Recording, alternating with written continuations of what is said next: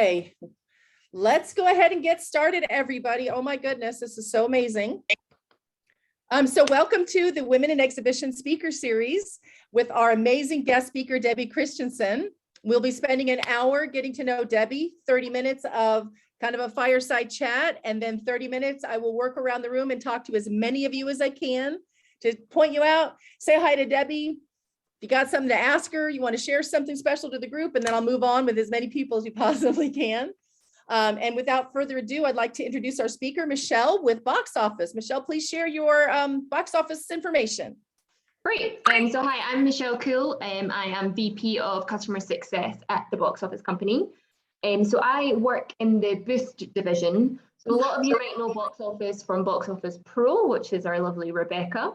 But I work with the cinemas, so I work with the exhibitors on their websites, their mobile apps, ticketing, and making sure that they are aware of how to best utilize the marketing, etc. online. So I'm just going to share my screen and just quickly show you a video that we've done of one of our newest products. So I'll just go into screen share mode. How do I hide this? This is going to be the main thing. Anyway, oh well. We're going to have to keep it here. So just a little bit before I show you the video, our Boost ecosystem is what we refer to as it's our wheel of conversion. So really what this is focusing on, how to find new customers, how to make sure that those new customers also return, driving conversion, so ensuring that customers know how to purchase their tickets through the website, through their mobile apps, even now through their voice. So we've got an Alexa skill. And then also it's really important that you understand who those customers are and how to present analytics off the back of that in order to inform future marketing. So what I'm going to show you today is a little bit about what we've been doing with our new product called Boost Websites. The great thing about this Boost ecosystem means that you essentially will be able to content manage every single part of your digital presence essentially from one tool itself. Which is called our app.tool. So what I wanted to show you is just a quick video of how easy it is to manage content through the website, how easy it is to change the design of your website. We understand that theatres change brands or they want to have a refresh of their website. Well, the good thing about this new tool means that essentially you don't have to reinvent the wheel. There's really a plug and play functionality that you can essentially change things very, very quickly, as in how you need to as part of the brand. Hopefully this works because it's going to be a YouTube video. I'll probably have to pause it as we go through this, but here goes. So this is our website manager system. So this is where you would build a website. This is showing you how you can actually change the colors of your brand. You can change the color of your website. Say you want to change the buttons of how the buttons look. Let me just pause it here. Oh. Restarted it, fabulous. Move on a little bit. So here you can see the color of the buttons are green. Say you want to change it and you want them to be black. Again, this from the use of this tool, it's super simple for you to be able to just change the colors. And we also have a color palette here, so you're aware of the things that you're changing on your website. You can do it manually or you can change it based on a code. So this is how it would look. So that's as quick as it is. It really is. You just simply click on the buttons and you'll see the changes and it will reflect across the whole website. What we're going to show you after this is if we go to pages, so how quickly it is to change and create a page. So here we're creating a page for coming soon. Coming into a page, you create all the movies that you want to show on one page for coming soon, or maybe now playing or advanced tickets. All you need to do is, as you can see, it's kind of like building what I refer to as like Tetris blocks. I feel like that's a good way of describing it. You come in, you can create different tabs, you can show movie posters. Let me see if can I pause this? Here we go. So here's where you would be able to determine how you want your movies to display on the site, whether you want to show current day, next day, a play week, beyond the next 7 days would probably be a good example for coming soon. But all of this is content manageable by our clients. So we make sure that they can content manage this themselves. So you don't have to always engage with the developer, right? Because it takes time. there's back and forth, etc. It can be challenging. What I'm showing you here on the right-hand side is you can see that there's a what's new section on the box office company. And in here, this is on our website, which I'll put in the chat afterwards. But essentially, this is where we're going to showcase all of our new features that we're putting on, well, not all, the majority of that are coming out onto our products. So Maureen, who is actually here today as head of product, this is her little baby of making sure that everyone's kept up to date on the new features that we've got. So you'll have access to this. Actually, it's on public and it's also in the CMS themselves.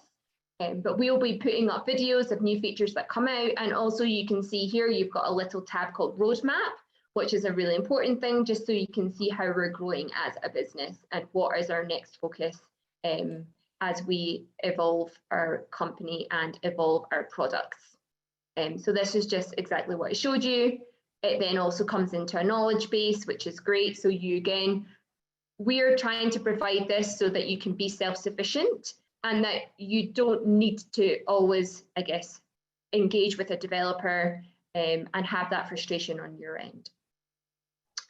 So that was it. That was my 5 minutes. I hope that was 5 minutes. I could talk forever. So thank you very much. Thank you very much for the opportunity, WIE. And I will put the website in the chat. And yeah, if you've got any questions, feel free to reach out to me as well. You're on mute, Heather. I'm sorry. I have to say it. I hate saying it, but you're on mute. Okay, there we go. First time I'm quiet. So I'm so excited to see everybody here today. It looked like there was going to be a great turnout because for those of you that don't know, Debbie is one of our founding members, and Debbie STANFORD Christiansen is a extremely well-connected woman. She comes from the event industry, segued into the cinema exhibition community. She was the CEO of Novo Cinema, and she got pulled back into the event industry. She is so loved by so many people that are on this call today. So I look forward to when we move around the room, for those of you that have had some sort of special, get to know with Debbie. So Debbie, I would like for you to tell us a little bit about your professional journey, where you started, where you went to school, how you got into events, and how you got over to Novo. And then we'll kind of continue on from there. Okay, well, hi, everyone. Thank you so much. I mean, you're making me feel like some superstar here, honestly. I'm just an ordinary girl from Brighton, England. But yeah, I'm happy to share my story with you. And obviously, I've had the pleasure of meeting many of you, and it's just so lovely to see so many women on this call that have joined this organization. I mean, it started very small, and now I just heard you have 256 members, so it's absolutely fantastic. And you're all there supporting and encouraging each other, having that shoulder or that champion in your corner within the industry. So that's pretty amazing. So, okay, where do I start? Well, as I mentioned, I grew up in a place called Brighton in England on the south coast. I am one of 4 children, have 2 sisters and a brother, had a very, very normal childhood upbringing, nothing fancy, didn't go to any fancy schools, went to a normal school, but was very focused on my studies. I was also a very painfully shy child. Wow. And I know that probably sounds a bit strange to hear me say that, but I was really shy pretty much right the way up until I was about 22. I mean, painfully shy. I actually wanted to be an air traffic controller. That's what I wanted to be. That was my dream, to be an air traffic controller. And unfortunately, that didn't happen because I had applied to go into the Royal Air Force in their officer program, and part of that program, I had applied to be an air traffic controller. But at that time, unfortunately, there were no opportunities for women. The openings were for men, which was a huge disappointment because that had been my focus. That's what I wanted to do. And then all of a sudden, that dream was completely shattered and I had no idea what I was going to do. Absolutely no idea. And I can remember having a conversation with my dad and just feeling so disheartened and not knowing what direction to take or what I should do. And he just said, listen, you don't have to make a decision now. You know, take some time to think about, you know, maybe different options. But in the meantime, maybe just go out and find a job and you know, do that for a few months while you're sort of thinking about what you want to do. So at that time, obviously, we didn't have social media. You went on to the look on the ads in the newspaper, the situations vacant, the job opportunities, career opportunities. And I saw a little ad for a company in my hometowns for an exhibition organizer. So like a coordinator. So I thought, okay, well, that sounds interesting. I applied and I was very fortunate to get the job. And it was a family-owned business, and they owned a couple of exhibitions, one sports exhibition in the UK, and then they were launching a business tourism, what we'd call a MICE trade show, so meetings, incentive, conventions, and exhibitions. So they were launching this exhibition in Geneva in Switzerland. And I was so fortunate that I joined the company and I was able to be part of that. And I remember this is how naive I was. And I had never flown business class in my life. Here I was flying off to Geneva with my boss, Joanne. And it was a British Airways flight. And I remember the hostess coming around and saying, oh, would you like something to drink? And she said, oh, yes, I'll have champagne or whatever it was. And then I said, what would you like? And I said, no, I'll just have some water. So she said, well, you can have champagne. I said, I can't afford to buy champagne. She said, Debbie, you're in business class. It's free. So that's how naive I was. I was really, you know, and I you know, go back to that point, I was painfully shy. I had so much to learn. I was so green. You know, I didn't really know anything. And I guess that kind of threw me into a new world of, you know, really opened my eyes. I got to meet with people from all over the world, different backgrounds, different cultures, different ethnicities, and that kind of opened up this amazing new world for me. And it was just the beginning of a wonderful story. So, you know, I didn't look beyond that. That was my career where it started. I stayed with the organizer of that event for about 10 years until he sold the company to a big exhibition organizer, one of the big global ones called Reed Exhibitions. I worked for Reed. I know them well. Yep. I moved. Who hasn't worked for Reed at some point in their career? So I moved over and worked for Reed, and they had a number of events. So I was working on an exhibition in Australia, in Melbourne, called AIM. I worked on one in Sao Paulo called La Cime, and a sort of a rotating exhibition that took me to Mexico, to Japan, to Hong Kong, pretty much into some amazing places. And then the exhibition that had been sold, I ended up working in Barcelona. That moved from Geneva to Barcelona. Can everybody see me? Yeah. Sorry.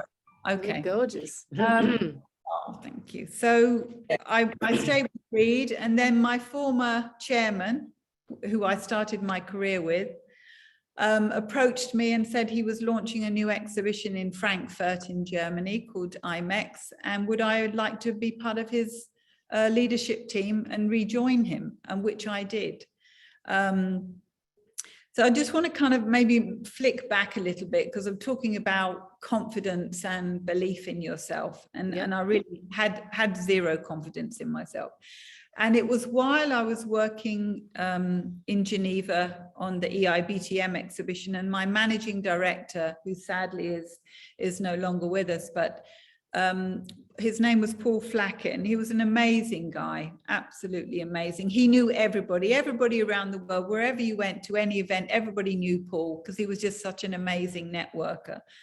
And he was someone who really became my mentor. And that's why I'm so passionate about mentorship and helping other people because he had a profound impact on my career, profound. I just remember we would have long conversations and we'd talk about, you know, he couldn't understand why I couldn't, you know, go walk into a room. You know, you walk into a room at an event and there may be one person that you know, but there'll be 50 people you don't know. And that can be very intimidating. Yeah. At any age, I think, if you don't know people, and to have the courage to go up and introduce yourself. And slowly, he helped me in that journey, to the point where I used to prepare his PowerPoint presentations for him. And I ended up traveling to Jordan, to Amman, Jordan with him. And I prepared the presentation. He was presenting to 300 travel professionals in Jordan. And literally about 5 minutes before he was due to go on stage, he said, Debbie, today we're going to do something a little bit differently. And I said, oh, okay, what are you going to do different today? And he said, well, today I'm not presenting, you are presenting. And I can tell you, I felt absolutely sick to my stomach. I was shaking. I was absolutely, I just felt violently sick. I thought, how on earth am I going to be able to do this? Because I'm not a good public speaker. How am I going to get out in front of 300 people? And he said to me, listen, doesn't matter if there's one person out there or 300 people out there, find something to focus on at the back of the room, whether it's a mark on the wall or a clock or something, and just focus on that. You don't have to look at anybody, don't just, you know, and breathe, make sure you breathe. But I think when you speak sometimes, and you're trembling inside, you think that everybody else can hear those trembles, but actually that's just you. That's just your, you know, nervousness and lack of confidence, which I had. And anyway, I got up there and he said, listen, I would never do this to you unless I believed that you could do it. So I thought, okay, I don't want to let him down because he's done so much for me. He's just been such an amazing boss and always supported me on everything. I don't want to let him down. So it was really through not wanting to let him down that I got up on that stage, stood behind that podium and gave the presentation. And then I remember just thinking, it felt like I was up there forever, but it was only about 15, 20 minutes. Right. And I remember coming off the stage and thinking, wow, I cannot believe I've just faced one of my biggest fears in life, to speak in front of people. And then he just said, how do you feel? I said, I feel so elated that I have overcome that fear. He said, well, this is the first of many, and we're going to build up your confidence. And I want you to start believing in yourself. And he really did. He changed my life. He did, and he was just such an amazing human being. And that's why I've always felt so passionate about mentorship. When you're given support in life, and you have someone there championing your corner, you know, there for you, no matter what, I believe that you need to pass that on in life, and you need to be there to help other people. And you know, I've been very fortunate in my career as a woman. I moved to the Middle East. I've had so many amazing opportunities. And there's a big misconception about the Middle East, unfortunately. And indeed, I was in Germany last week in Hamburg, and I met an event organizer. And we were talking, he was asking me, you know, where are you based? And I said, I'm living in Bahrain, which is just next to Saudi Arabia, 1 hour from Dubai, and we have a causeway that goes across to Saudi Arabia. He said, oh my God, I have female board directors and they will never go to the Middle East because, you know, you're treated badly and you have to all cover up and this. And I said, that is absolute nonsense. You know, here I am, I'm a British woman, I'm living here in the Middle East. I have never had so many opportunities since I've moved to this part of the world. And I'm treated with the utmost respect, utmost respect. And so we had a long conversation. And by the end of that, he said, well, okay, I'm going to speak to the board and I'm going to see if we can fly out to Bahrain, check out this venue. And I said, listen, seeing is believing. Don't believe things that you read sometimes in the media. You actually have to experience that yourself. And I know, Heather, you've been to Bahrain, haven't you, a long time ago? Heather? Unmute. No, I've not been to Bahrain. I've been to Dubai Oh, you've been to Dubai. Okay. But I a think couple you've dealt times. with, okay, that's right. Anyway, it's very different to Dubai, but it's an amazing destination. And how did I get here? Well, I talked about the exhibitions that I was working on. So I got exposed to people from all over the world, and that's kind of how I ended up here. It was a recommendation from somebody who was an exhibitor. I ended up getting a phone call. I was actually, this is the funny thing, I was actually in the hospital, in the maternity ward, just about to give birth to my son, when we had a phone call from Bahrain saying, you know, can we want to talk to Debbie about a job opportunity. And I remember my husband saying, well, listen, it's not really a very convenient time right now. And they were like, well, why not? Can we call back later? And he said, well, no, she's just about to give birth to our son. So she'll call you back in a couple of weeks. And that's what happened. I called them back. They said, listen, we'd like you to come over for a few days. Even if it's not what you want, we'd like to at least show you Bahrain and talk to you about an opportunity. And indeed I did go.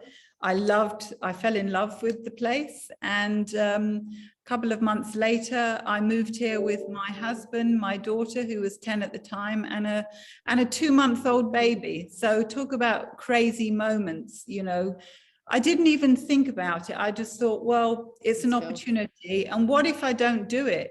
What if I don't take it? And then I'm going to be forever thinking, what if?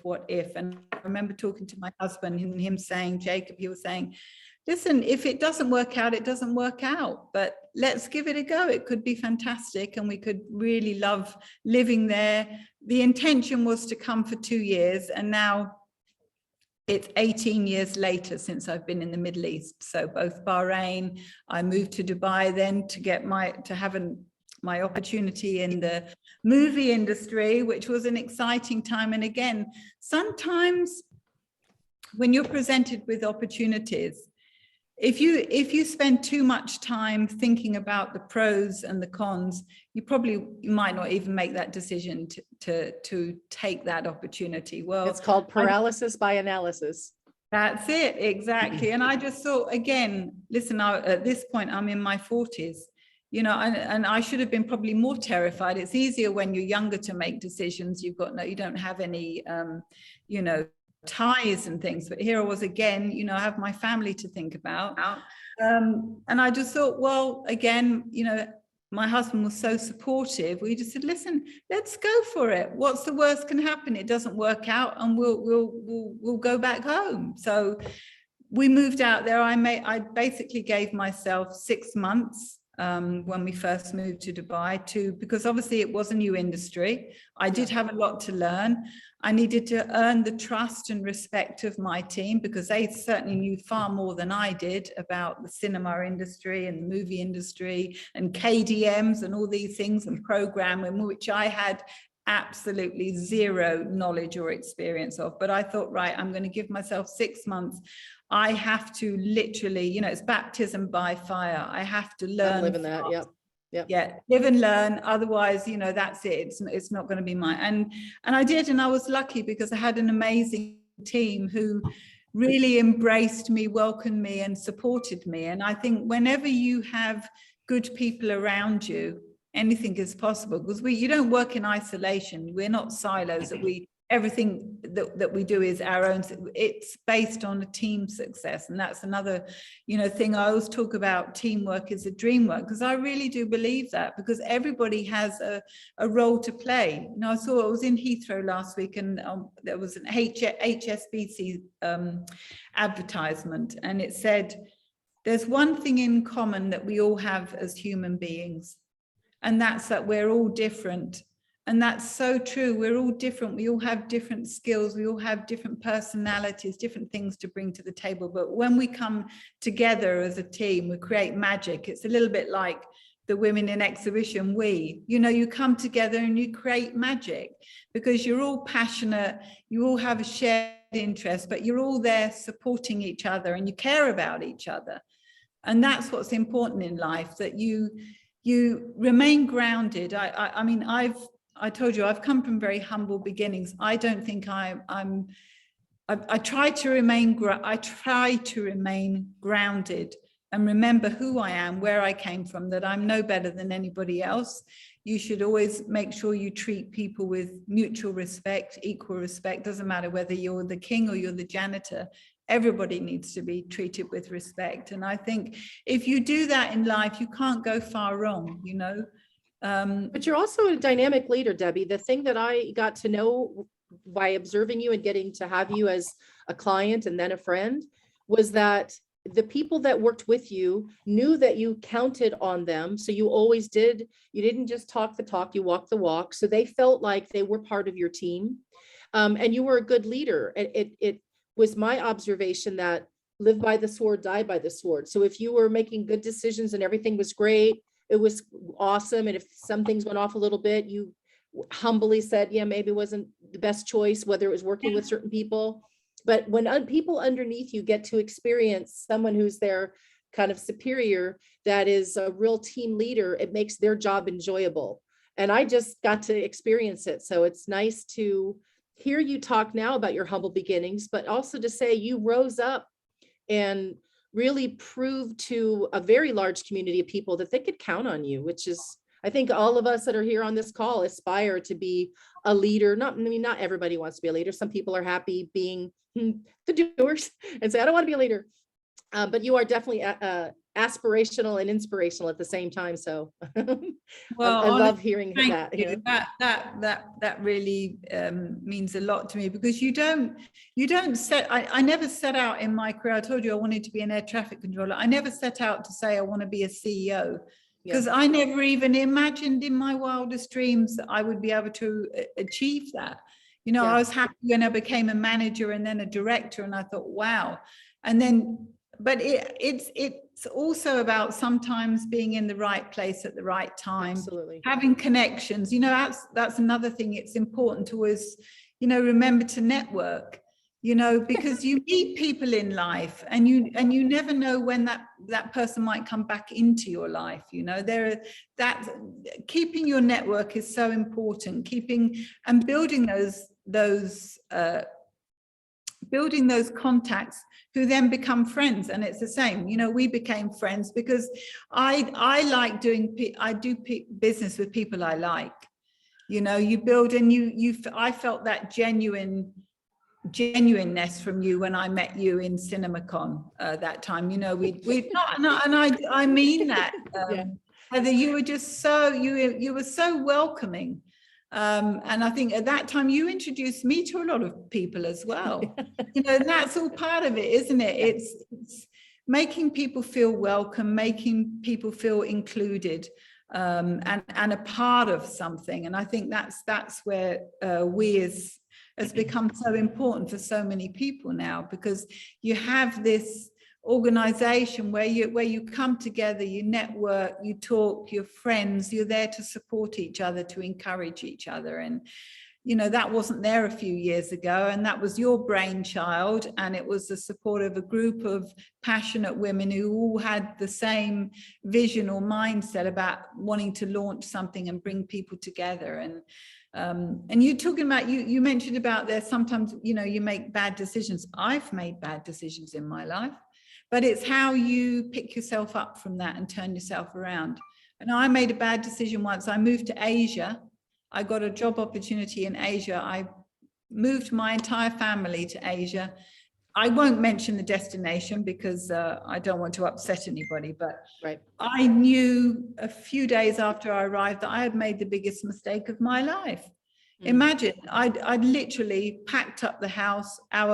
All of our belongings were on a cargo ship off to Kuala Lumpur, and then I said to my husband, he said, what's wrong? I said, I've made such a bad decision and I don't think I can live with that decision. He said, well, then you don't have to. You're not going to do that. Why are you going to make yourself miserable?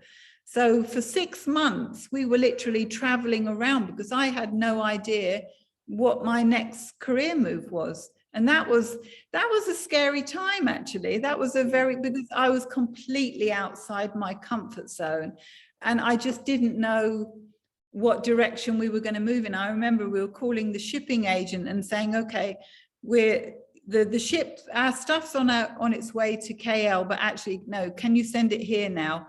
And when we went to that next destination, I think, no, this is not right for us either. We were reunited with our belongings 6 months later, and finally got some stability back. Ended up moving back to Bahrain and working for an American company for a year, an event company out of Tulsa, Oklahoma, and based looking after their events for the Middle East and Asia. So, you know, and that was because when I was living in Bahrain before that, I'd made some great connections. I'd made some good friends of clients. We'd become, you know, I'd continued those friendships along. And then, you know, it just happened, they had an opportunity and I was there at the right time again. So it's all about making sure you know, make connections and maintain those connections. And most of those connections usually turn into friendships. As long as you're accountable and reliable, right? If you say you're going to do something, do it. Yeah, or don't offer. Yeah, and I'm passionate about people. I love being with people. I love you know, being able to deliver that whole customer experience and that whole customer journey, and, you know, exceeding expectations and creating those memorable moments. That's kind of what drives me. And I was lucky to have a team that felt the same, that had that same passion. And that's basically what I'm also building here now in Bahrain for when we open the new venue. We're building this amazing team of individuals, all who have something different to bring to the table, you know, as part of that puzzle, and we all fit together. So let's do this. Let's talk a little bit about Novo, because I just want to share what your experience of running a massive achievement like in this market, and what it was like to choose your titles and choose what was going in and choose, you know, getting talent, managing all that. What was that like for you? Oh, it was amazing. I think I had the most amazing 8 years ever. I mean, what's not to love about being in the entertainment industry? What's not to love? I mean, and I love movies. You know, I have a passion for movies. I've had a passion for movies since I was a child. So when I took over that role, it was an acquisition. So there was a cinema chain called Grand Cinemas, very successful, that was based in the UAE. And then they had Gulf Film, which was a movie distributor. And as I said, they had a very well-established team. So pretty much most of that team moved over as part of the acquisition. And these guys were amazing. I mean, what they didn't know about the cinema industry, what they didn't know about programming, they were so passionate about the industry. So that gave me, you know, a step up right from the beginning. I was lucky. I joined an amazing team. But we decided we needed to really understand who our customer were. So, you know, that the demographics were changing all the time, you know. VOC, voice of the customer, yes. Exactly, and that's so important. So I had an amazing marketing director at that time called Anshin Kilgur, who actually helped to launch movie cinemas in Saudi Arabia. And she was amazing. So we went through a complete transformation, of the company. We rebranded to Novo Cinemas. Yep. And we rebranded to Novo Cinemas, but we did focus groups. We wanted to understand what the customer was looking for. How did they identify with our brand? You know, were we moving with the times? Were we stuck in the time warp? You guys won lots of awards for that too, if I recall, didn't you? Like for your marketing? Yeah. Yeah, we did. And I remember I did a radio interview, and I remember the presenter saying to me, "Debbie, are you crazy? You have this well-established brand. Why are you rebranding? Why would you do that?" And I said, because this, first of all, it's a new organization that's bought the company, but we're in a different time. We need to have something that relates to how our audience can relate to, our customers can relate to. And he said, well, I think you're making a big mistake, you know, we'll meet again, and I'm sure it's, you know, blah, blah, blah, blah, blah.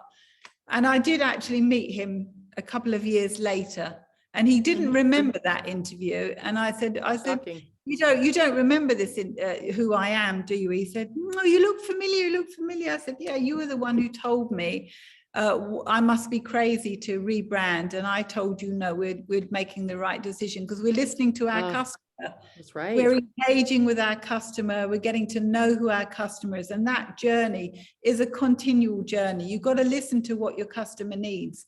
It's not about you saying, okay, this is what my customer needs. No, it's about saying, okay, that is what my customer needs, because that's what they've told me they need.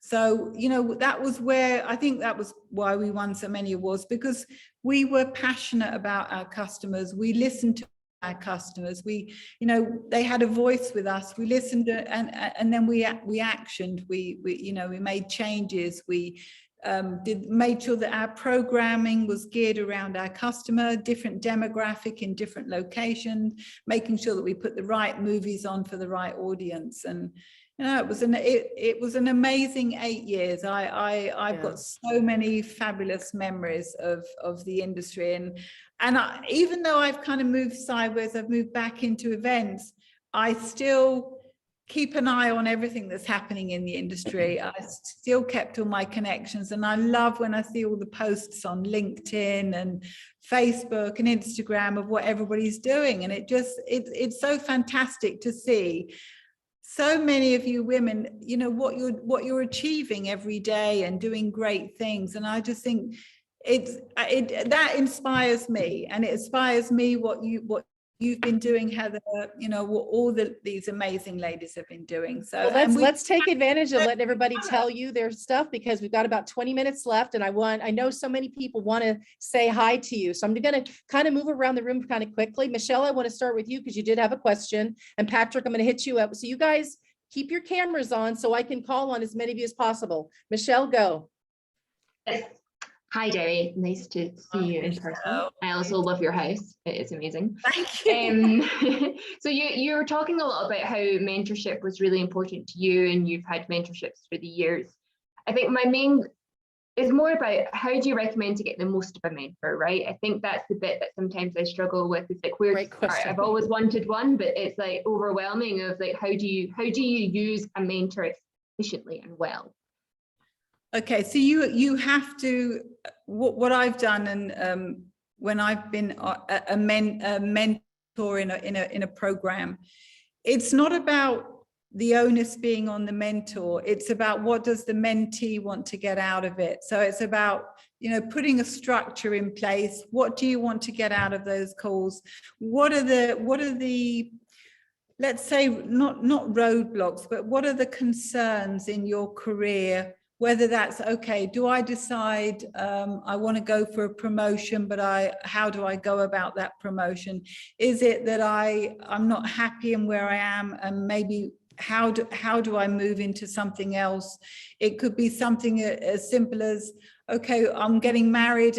Am I going to be perceived that I'm not going to be as capable anymore if I want to have a child and I want to combine all of those things, all those doubts and things that, unfortunately, as women, we sometimes doubt ourselves too much, and we convince ourselves that we're not good enough for certain things, and that we're our own worst enemy. Sometimes we bring ourselves down instead of bringing ourselves up. So with a mentorship program, I would say, if you're a mentee, you put a structure together, all the different things that you want to talk about, and then, you know, let's say the first call, okay, this is what we want to talk about this time. And you have to be ready to open your soul. You have to be ready to really, you know, be transparent and share. And that has to be a very, you have to agree between you that is a confidential conversation between the two of you, and that the other person needs to know that they have your trust, and that, you know, anything you tell them is in confidence. But gradually, and I've seen this so many times with young mentees, where at the beginning they're very shy, they're nervous to share things. So sometimes you have to draw those things out. You can almost see what the issue is, but they don't want to quite tell you that. So you have to try and slowly draw it out. And gradually, over the weeks and months, they become much more open. And then all of a sudden, you know, they're sharing so much more. And then you just see that confidence building. It's just about, for me, it was all about having someone that I could just, if I wanted to call, just to reassure me about a decision I was making, or, you know, am I on the right track, or can you help put me on the right track? It's about having that person who is really there for you for anything, however little or small, you know, however small or large, but putting a structure in it so that you really get the best out of those calls or those one-to-one sessions, that it's that you have a purpose, that it's not just that you sit and you have coffee and that's it. You need to Better be good coffee. Yeah, you have to be, but you put together a structure of all the things that you want to, you know, that are bothering you, or you want to, or fears that you want to face, you know, all of those things in your career. It could even be how to deal with a difficult employee. Sometimes, you know, we have to manage different people, and sometimes you just need to, okay, can you give me some guidance? What would you do in that situation? So it's really about just having someone there who will listen to you. And it's not about you as a mentor giving all the answers, because you come to those answers yourself. It's just about talking them through. You'll arrive at those answers yourself, but sometimes it's about... But I think we need to have a new acronym. It's WWDD. What would Debbie do? Oh my God. Okay, I'm Debbie. I'm going to move on because I know there's some other ladies. Clarissa, let's go ahead and get you, sweetheart. Oops, asked to unmute. Sorry, I muted you by accident. There we go. Sorry. Okay. Hi, everyone. Hi, Debbie. Hi, I'm not sure you're... So nice to see you. You too. I've been following you, and I can just see your brand. Do you remember we talked about brand? I do. Brand Clarissa. We're all our own brands, and I've just seen you growing from strength to strength. That makes me really happy and proud to see how you're growing, and that confidence and all the postings you're putting out there and the engagement you're getting. It's amazing. It is. And I just wanted I just wanted to say thank you so much, because after our one mentoring session that I was so lucky to have with you, I kind of got a renewed self-esteem, and we've achieved some pretty big things in my cinema in Lillehammer. So we got 2 pretty cool awards during this last year. And I just wanted to say a big thank you to you for giving me your advice and answering so honestly to my questions. Oh, listen, thank you. And honestly, thank you for putting the trust in me, because I also learned a lot from you. It's a two-way street, you know, when you're in I learned a lot from you.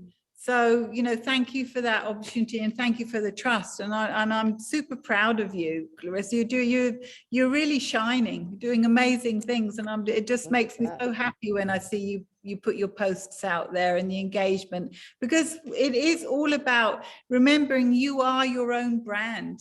Yes, you work for an organization. Yes, you have shareholders, owners, but you need to remember about yourself, because you need to remember to promote yourself, because you are your own brand. I've learned that now. Yeah, thank you so much.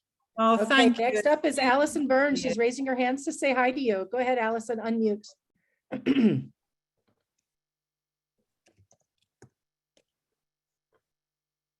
Hi, Debbie.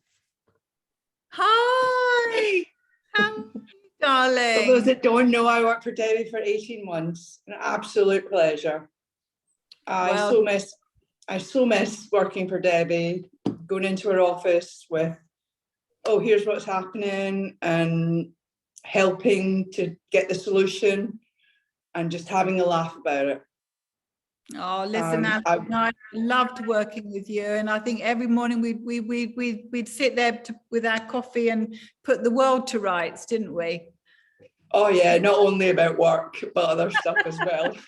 Yeah, but that's part of, isn't it? That's when you when you love what you do and you're working with amazing people, and honestly, you're probably one of the best operations directors I've ever met and had the pleasure of working with. And I mean that. And that's why, you know, we're not working together, we're friends, and that friendship will last a lifetime. And I'm so happy for you and you told the consulting that you're doing and the things that you're doing now, Ali and Melissa, you know, all these amazing women and what they're doing now and having that confidence to believe in themselves and move on and, you know, do great things. And that's exactly what you're doing. And I miss you. I miss you tons, Ali. I do. Oh, I miss you as well. Loved working with you. It was amazing. Okay, I'm going to keep going. Patrick, I'd like for you to unmute and say hello to your lovely Debbie. Hi, Debbie. Lovely to see you. Thank you so much for coming on and sharing, and thank you for everything that you've done for cinema over the many, many years. I was going to ask you, is there anything we can do to persuade you to come back to cinema? Yeah. No, you never say never, do you? No, definitely not. But a deeper question, picking up on something you said earlier, can you talk a little bit about reverse mentoring? Because you always pay tribute to your great teams and everything they do for you. So I know you do a lot for your sort of mentors, but how is it that you can learn from the mentees yourself? I think how do you learn? I think it's for me, especially with the young mentees that I've had. Listening to sometimes, obviously, when I was growing up, when I had my mentor, it was a very different time. You know, the way people communicate now is very different to when I was young. You know, everything's on social media, everything's on your phone. You know, there's less and less face-to-face engagement. So it was really trying, I guess, with some of those younger women, learning how they communicate, how they face issues and challenges, and just listening to those from their age group, from their, you know, from their demographic or from their generation, you can learn a lot. You know, yes, we have a lot of experience when you're older, and people say, oh, you know, old is gold, but people speak a different language now. The younger generation, and if you don't understand that language and you can't connect with it, you know, that's where you need to make sure that and that is why I listen, and I think, and that, you know, they're teaching me words. Even my kids, you know, they say, oh, don't you know what that word means? Oh my God, no, I don't know what that word means. So it's a constant learning, isn't it? It doesn't matter how much you know, you never know enough, and you still keep learning. And I think it doesn't matter what age you are, who you are, where you live in the world, we all can learn so much from each other and continue. So I always think, make sure I have young people in my organization that I can learn from, because they're the future. Yeah. You know, they're the future. All right, I'm going to go on to the next. Alice, our lovely Italy. We have Alice, of course, our Steffi Bao, also Italy. Alice. Yes, hi. Yes, hi everyone. Hi, Debbie. Nice to see you, as we You already too, said. Alice. You too. Yes, I really loved the thing that you said regarding the Middle East that I visited. So it was nice to hear that women are accepted and respected also over there. So yes, just wanted to say that, and it's always inspiring to listen to you. So thank you, and hope to see you soon in person. I hope so. Maybe in Italy. Maybe I'm going to see a movie in one of your movie theaters. No, yes, Alice, you're doing amazing things for the Italian industry. Honestly, again, I'm following what you're doing and your posts, and it's amazing. So you should be super proud of yourself. You're doing amazing things. Thank you, Debbie, very much. Thank you, I appreciate. Okay, we got a couple more girls before we shut down. So Encam, would you like to say hi? Hi, Debbie. Hi, sweetheart. Yes. Yeah, so I still want to say thank you once again. And I am very, very inspired by how you you inspire a lot of us. You inspire me, and I know so many other ladies out there. And it's amazing how you do it from miles away. I mean, 100 millions of miles away. And it's something that most times I just can't. I think everybody in my family knows you. My dad, my mom, everybody knows you. Yeah, seriously. They all know you. Every day they say, oh, is this a lady from Bahrain? I'm like, yes, yes, she is. So thank you so much. I am very grateful. You continue to inspire me. The last time, I think recently I saw you on a picture of the CEO summit. And I mean, you were the only lady down there in that picture, in one of those pictures. And it's quite inspiring and encouraging, because I really want to get the best out of life. I want to live out my purpose. I want to be where I want to be. And you continue to show me that. And I am very, very grateful for all you have done. I mean, inspiring me, really. And I'm very, very thankful. I just want to say thank you. I know that there's still a lot to achieve, and I know I'm going to do it. And one of the things that I would say is the reason why I have the influence that I have on LinkedIn, and I can, you know, put up posts confidently. It's you. And I want to say thank you so much. Thank you so much. I'm grateful. Goodness. That's so sweet of you. And honestly, you know, I follow you